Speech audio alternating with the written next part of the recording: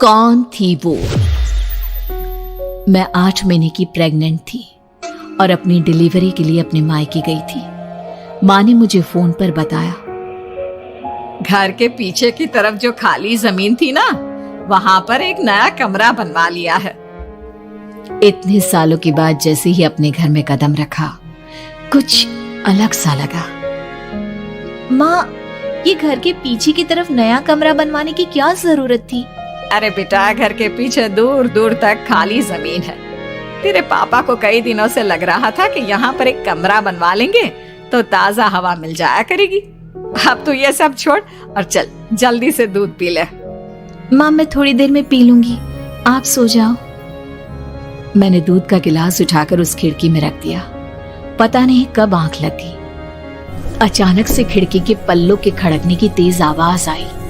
दूध का गिलास धड़ाम से जमीन पर आ गिरा। जमीन पर गिरते ही दूध का रंग लाल हो चुका था। मैंने खिड़की से झांक कर बाहर देखा। चारों तरफ धूप अंधेरा था। उस अंधेरे की तरफ से कुछ आवाजें आ रही थी, जैसे छोटे बच्चे आपस में खिलखिलाकर मस्ती कर रहे हो।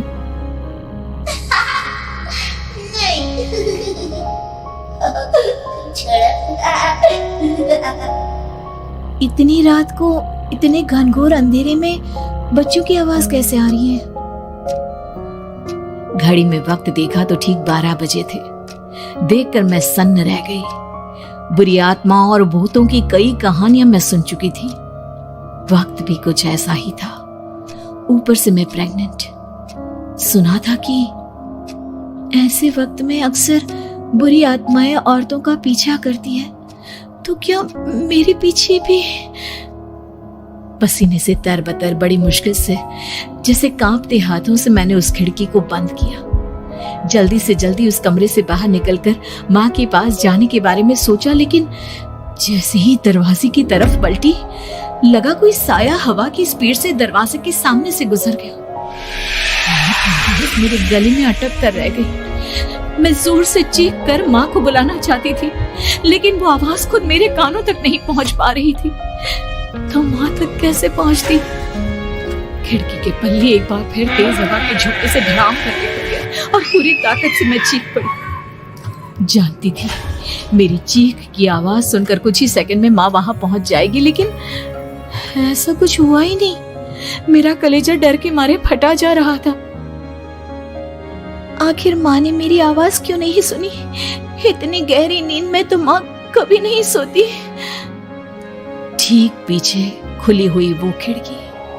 मुझ में इतनी ताकत नहीं बची थी कि मैं पलटकर उस तरफ देख भी सकूं। हवा का एक सनसनाता हुआ झोंका उसी वक्त मेरे कानों से आकर टकराया। लगा जैसे किसी ने दबी हुई आवाज में धीरे से मुझसे कहा, चली जाओ यहाँ से। मैंने दोनों हाथ अपने कानों पर रख लिए और एक बार फिर ताकत लगाकर जोर से चीखने की कोशिश की।